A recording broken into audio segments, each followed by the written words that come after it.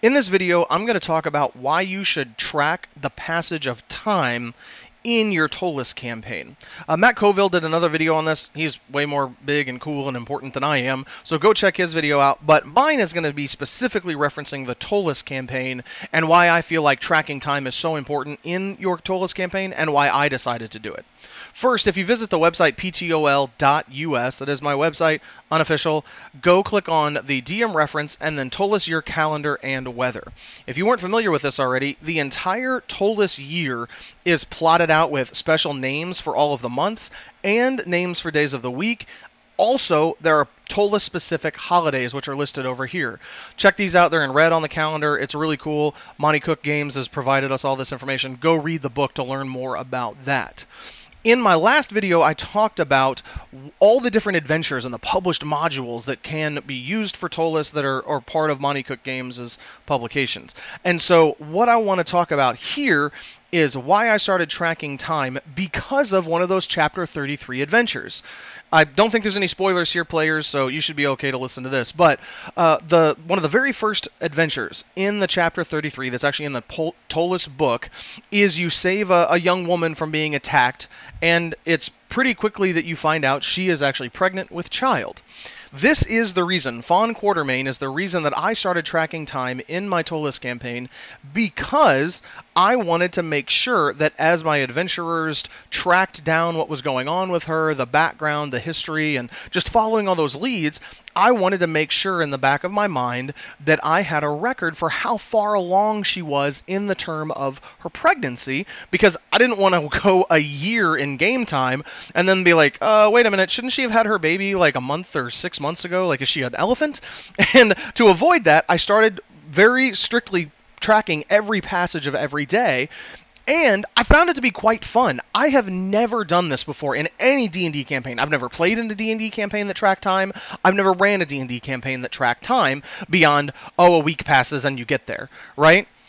But with Ptolus, there's so much going on in such a tight space that I feel like it's very, very important. And then I want to show you what I do.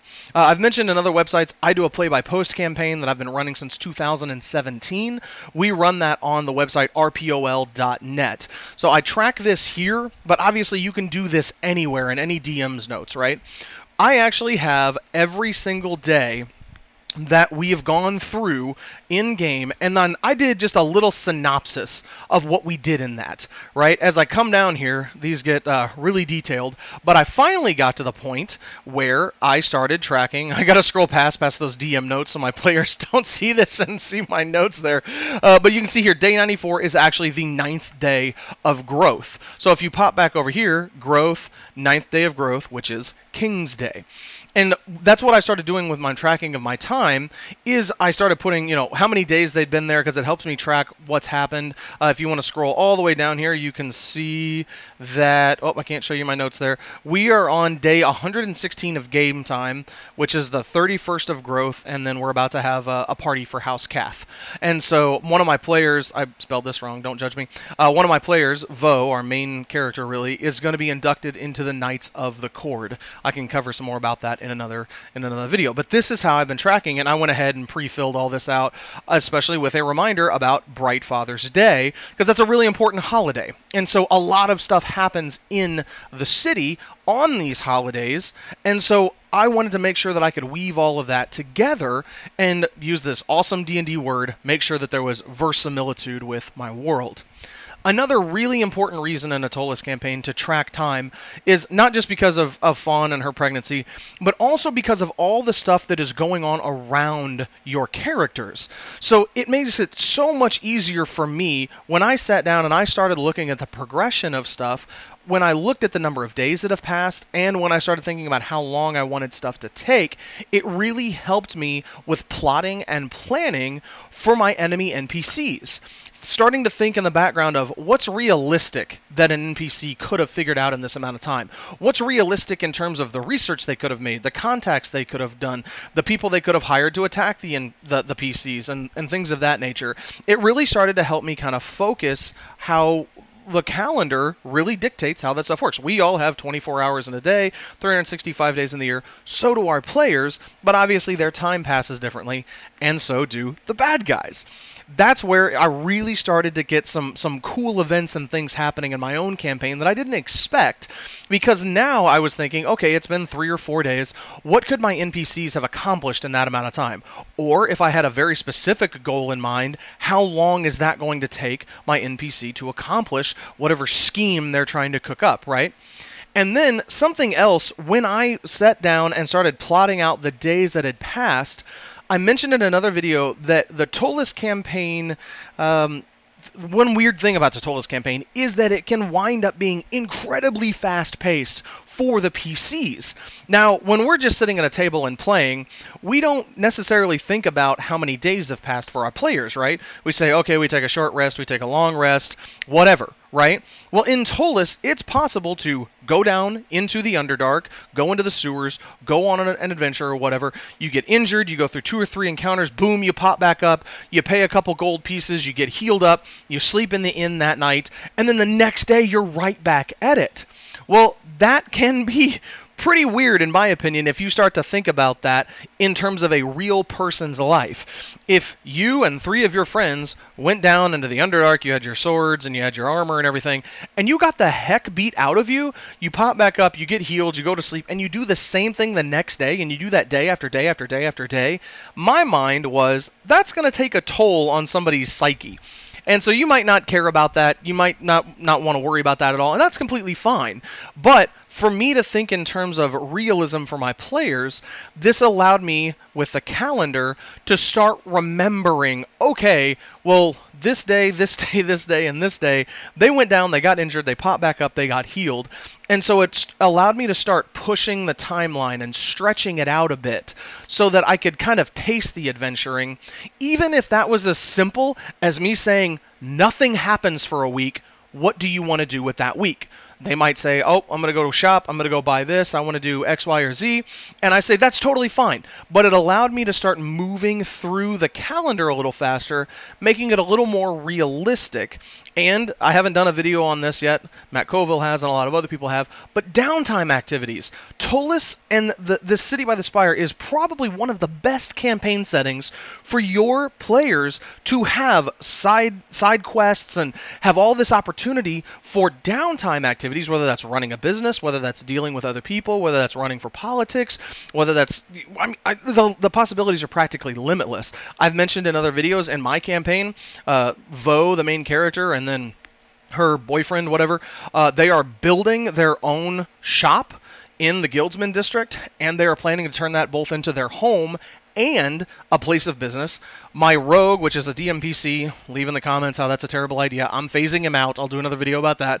He actually started using Matt Colville's Strongholds and Followers guidebook. He started an information network, so he has a business, and as a part of that information network, him and an NPC helper started a little side business called Mirage Toys. I need to do a video on that as well, probably. So there's all of these downtime activities that allow you to kind of stretch that calendar out and make things a little bit more realistic in terms of these actual people that are living in this world and you're playing this game. So there's 1,000 different ways that you can track time. I'm not going to go through the technology ways that you can do that. I started on the website actually using an event calendar plugin, and that didn't go great. I'd love to get that working again at some point. But for now, the easiest thing for me to do is just a text list of, hey, this is what's happened. And again, as a DM, to do a little snippet of what happened that day for each day that passed for your players, I have also found to be incredibly, incredibly useful. We have a play-by-post campaign, which means everything that's ever happened is all written out, but one of the things that's come in really handy is having these little snippets, and what I've done is I start highlighting the things that I need to remember. So, they met this person, right? And then they talked to this person. Hey, there was another guy that they talked to. And just having these things kind of pop out so that I can remember what they are, and then also, if it's in one big document, you can search and find a name that you're looking for. You can see when's the last time that they interacted with this person, what happened the last time. And so that's just a couple different ways that you can do that. And again, it's really low technology, really simple, right? Word document, Gmail that you save it, whatever you want to do. But I really recommend that you do track time. At least try it for a while. See what you think, see what your players think, talk to them about it. For me and for our campaign, like I said, it really did add a really cool level of verisimilitude, of realism to our game. It helped me start thinking in terms of everything that was going on, blending together the combat action. They go down, they fight something, they pop back up, they have some kind of downtime activities, they're running around the city. And again, in a Ptolus campaign, you just don't have that we travel for a week option anymore, because they can get pretty much anywhere in the city within a matter of hours. And so this gives you that way of kind of stretching that timeline out, thinking about that timeline, so it's not just, Theoday, go down, get beat up, come back up, sleep. Kingsday, go down, get beat up, come back up. And I really think that you'll wind up enjoying this. I know that I have. I know that my players have. As always, let me know in the comments what you think about this. I'm new to YouTube sharing like this. I'm super excited. I'm up to 46 subscribers. So thank you to every one of you that has subscribed. And this has just been really fun. I love talking about Ptolus. I have a specific video that talks about the different video ideas that we have that I'd like to share. The community has kind of been coming up with and asking me to do stuff. This was one of the ones on my list. And so if you have a request, I'd love if you posted it in that video, talking about what the different ideas are. You can see what other people have suggested. Otherwise, you can also contact me through the website. If you're a DM and you want access to this unofficial website, ptol.us, please go to the contact page, and there's no form here because I'm signed in. But over here on the left, it'll say request access. It tells you how to do that. I'm just trying to make sure that I don't get in trouble with Monty Cook. I do not want to disrespect what this amazing, individual and company has put out. So I try to protect their intellectual property as much as possible, while also trying to give you guys an awesome resource. I built this just for me, and it's only through starting the YouTube channel and just talking to other people about this resource that I decided, okay, let's try and make this public. But I don't make everything public. You have to prove that you own the book so I can give you full access to all the chapters that I've gotten done. I've got a lot more work to do, but just the interactive map and everything, hopefully this turns out being useful to you. Please let me know in the comments of this video what you think about tracking time. Are you already doing this? Have you done this before? Do you hate it? Do you love it? I'm really curious to hear what you guys think. And as always, thank you for watching, and I hope your it's hard for me to see. I hope your D20s always come out on 20. Have an awesome day, everybody.